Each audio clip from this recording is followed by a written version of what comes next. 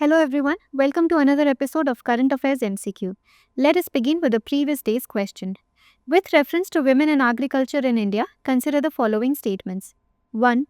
Women constitute a majority of agricultural labor force in India. 2. The share of women in land ownership is significantly lower than their participation in agricultural work. 3. As per the census 2011, more than 50% of all rural women workers are engaged in agriculture and allied activities. How many of the above statements are correct? A. Only 1. B. Only 2. C. All 3. D. None. The correct answer is C. As per various reports, including FAO and NSSO data, women constitute around 55 to 65% of the agricultural labor force in India. They play crucial roles as cultivators, laborers, and in livestock and allied activities. Hence, statement 1 is correct. Despite their large participation, women's land ownership is very low. This reflects a major gender disparity in access to productive resources. Hence, statement 2 is correct. Census 2011 shows that 57% of rural women workers are engaged in agriculture and allied activities. This highlights the feminization of agriculture in rural India. Hence, statement 3 is correct. Hence, option C is the correct answer. Question 1. With reference to provisions of the Disaster Management Act 2005, consider the following statements. 1. The Act provides for a three-tier institutional mechanism by establishing disaster management authorities at the national, state, and district levels. 2. The Act explicitly includes stampedes as a disaster under its provisions. Which of the statements given above is or are correct? A. 1 only. B. 2 only. C. Both 1 and 2. D. Neither 1 nor 2. The correct answer is A. The Disaster Management Act 2005 establishes a comprehensive institutional mechanism for disaster management in India. It provides for the National Disaster Management Authority at the central level, chaired by the Prime Minister. The State Disaster Management Authority at the state level, chaired by the Chief Minister. The District Disaster Management Authority at the district level, chaired by the District Collector or District Magistrate. The Act provides a three-tier framework for coordinated disaster management. Hence, statement 1 is correct. The Act does not explicitly list specific disasters such as earthquakes, floods, or stampedes. Instead, it gives a broad and inclusive definition of a disaster as a catastrophe, mishap, calamity, or grave occurrence, whether natural or man-made, that causes substantial loss to life, property, or environment. Stampedes are covered within the broad category of man-made disasters, but they are not explicitly mentioned in the Act. Hence, statement 2 is not correct. Hence, option A is the correct answer. Question 2. Match list 1 and list 2 and select the correct answer using the code given below. We have groupings and their members. 1. Quadrilateral Security Dialogue or Quad.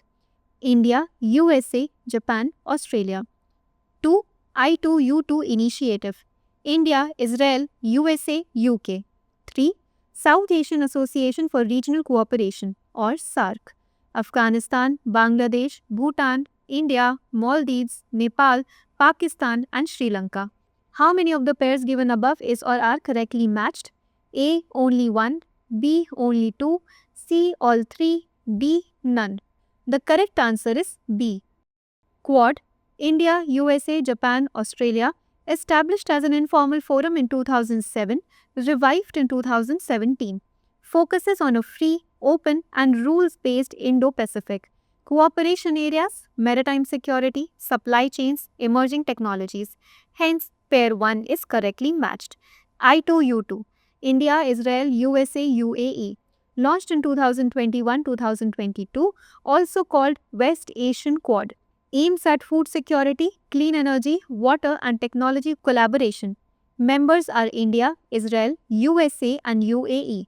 Hence, pair 2 is incorrectly matched. The South Asian Association for Regional Cooperation is the regional intergovernmental organization and geopolitical union of states in South Asia.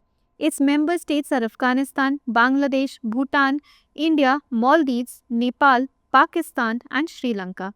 Hence, pair 3 is correctly matched. Hence, option B is the correct answer. Question 3. Linalool and jasmonate, sometimes seen in news, are A. Rare earth minerals used in semiconductor manufacturing. B. Plant-derived compounds associated with fragrance and defense mechanisms. C. Artificial sweeteners commonly used in food industry. D. Biodegradable plastics being developed as alternatives to petrochemicals. The correct answer is B. Linalool is a naturally occurring terpene alcohol found in lavender, basil, and coriander, used in perfumes, flavors, and as an insect repellent. Jasmonates are plant hormones regulating defense against herbivory, wounding, and pathogens apart from influencing growth and ripening. Hence, option B is the correct answer. Question 4. With reference to the National Bank for Agriculture and Rural Development, consider the following statements. 1. It was established on the recommendations of the Sivaraman Committee. 2. It is fully owned by the Government of India. 3. It is responsible for refinancing credit for agriculture, rural infrastructure, and allied activities. Which of the statements given above is or are correct? A. 1 and 2 only. B. 2 and 3 only. C. 1 and 3 only. D. 1, 2, and 3. The correct answer is D. NABARD was established in 1982 on the recommendations of the Committee to Review Arrangements for Institutional Credit for Agriculture and Rural Development, chaired by B. Sivaraman. Hence, statement 1 is correct. Initially, NABARD's equity was contributed by the Government of India and RBI. In 2018, RBI's remaining stake was transferred to the Government of India. Thus, NABARD is fully owned by the Government of India today. Hence, statement 2 is correct. NABARD's key role is refinancing to banks and cooperative institutions for agriculture, irrigation, rural infrastructure, and rural credit. It also promotes financial inclusion, SHGs, and rural development projects. Hence, statement 3 is correct. Hence, option B is the correct answer. Question 5. Consider the following statements. Assertion: many Indian states continue to face fiscal stress despite the existence of State Fiscal Responsibility and Budget Management Acts. Reason: rising committed expenditures such as salaries and pensions limits the fiscal space for states to invest in development projects. Select the correct option. A. Both A and R are true, and R is the correct explanation of A. B. Both A and R are true, but R is not the correct explanation of A. C. A is true but R is false. D. A is false but R is true. The correct answer is A. Despite fiscal rules under state FRBM acts, several states face high fiscal deficits and rising debt GSDP ratios. Reasons include revenue shortfalls, increasing subsidies, and social sector spending. Hence, assertion A is correct. Committed expenditures such as salaries, pensions, and interest payments consumes a large part of the budget, leaving little room for development and capital expenditure. This constraint explains why states struggle to maintain fiscal discipline. Hence, reason R is correct and explains the assertion A. Hence, option A is the correct answer. Question 6. With reference to non-banking financial companies in India, consider the following statements. 1. NBFCs are allowed to accept demand deposits from the public. 2. NBFCs are regulated by the Reserve Bank of India. 3. NBFCs play a crucial role in providing credit to unserved and underserved sectors of the economy. Which of the statements given above is or are correct? A. 1 and 2 only. B. 2 and 3 only. C. 1 and 3 only. D. 1, 2 and 3. The correct answer is B. NBFCs cannot accept demand deposits unlike commercial banks. They can raise funds through term deposits, bonds, or borrowings. Hence, statement 1 is not correct. NBFCs in India are regulated by the Reserve Bank of India under the RBI Act 1934, including prudential norms, capital adequacy, and reporting requirements. Hence, statement 2 is correct. NBFCs provide credit to sectors such as small businesses, MSMEs, rural and semi-urban borrowers, which are often underserved by banks. They also support sectors like housing, infrastructure, and microfinance. Hence, statement 3 is correct. Hence, option B is the correct answer. Question 7. With reference to India's exports, consider the following statements. 1. Pharmaceuticals are consistently among the top 5 export items of India. 2. India is the world's largest exporter of petroleum products. 3. The United States is the largest single market for India's pharmaceutical exports. How many of the above statements are correct? A. Only 1. B. Only 2. C. All 3. D. None. The correct answer is D. According to the Ministry of Commerce, pharmaceuticals are consistently among India's top 5 export items, along with petroleum products, engineering goods, gems and jewelry, and chemicals. Hence, statement 1 is correct. India is a major exporter of petroleum products due to its large refining capacity, but it is not the largest in the world. Top global petroleum exporters are Saudi Arabia, Russia, and USA. Hence, statement 2 is not correct. The United States is the largest single market for India's pharmaceutical exports, accounting for about 30% of share. Other significant markets include the European Union, Africa, and Latin America, but the US remains on top. Hence, statement 3 is correct. Hence, option B is the correct answer. Question 8. With reference to India-Russia relations, consider the following statements. 1. Russia has traditionally been India's largest source of defense imports, but its relative share has witnessed a decline in recent years. 2. India and Russia are founding members of the Shanghai Cooperation Organization. 3. Russia has emerged as India's top crude oil supplier as of 2024. Which of the statements given above is or are correct? A. 1 and 2 only. B. 2 and 3 only. C. 1 and 3 only. D. 1, 2 and 3. The correct answer is C.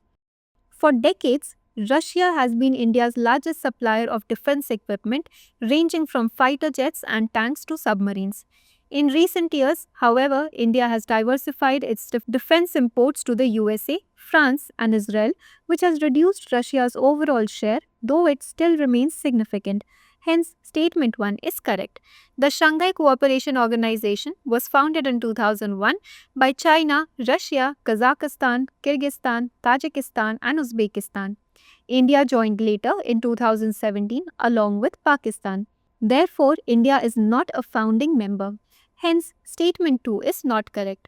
After the Ukraine conflict, India started importing discounted Russian crude oil in large quantities. By 2023-24, Russia became India's top crude oil supplier, surpassing traditional suppliers like Iraq and Saudi Arabia.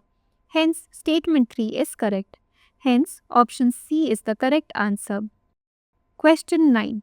Consider the following statements. Assertion: Ladakh is considered a fragile geographical region highly vulnerable to climate change. Reason: it lies in the rain shadow zone of Himalayas with high seismicity and the presence of retreating glaciers that make it prone to floods and land degradation. Select the correct option.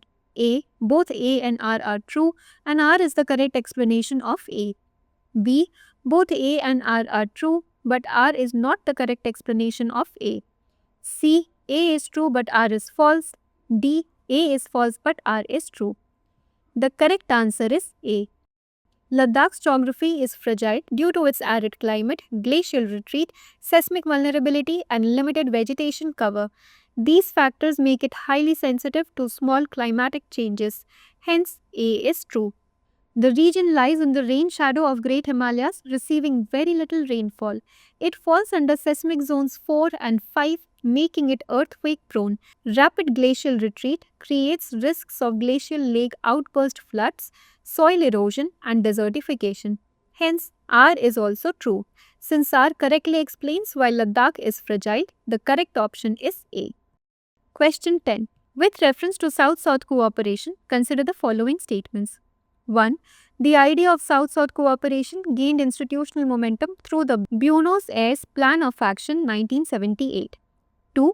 India has promoted South-South cooperation through Indian Technical Economic Cooperation Program and the India-UN Development Partnership Fund. Which of the statements given above is or are correct?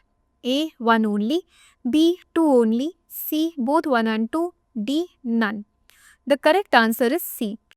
The concept of South-South cooperation existed earlier in forums like the Bandung Conference and Non-Aligned Movement, but it gained institutional momentum with the Buenos Aires Plan of Action, 1978, which emphasized technical cooperation among developing countries. Hence, statement 1 is correct. India has been a strong proponent of SSC. The ITEC program provides training, technology transfer, and capacity building to developing countries. The India UN Development Partnership Fund supports projects in developing countries, especially in Africa, Pacific Islands, and Asia. Hence, statement 2 is correct. Hence, option C is the correct answer. Now, let us look at a practice question. The Wassenaar arrangement, sometimes in news, is related to A. Global climate change and carbon emission control. B. Export controls on conventional arms and dual-use goods and technologies. C. Regulation of international financial markets. D. Promotion of trade in agricultural products. Please provide your answers in the comment section.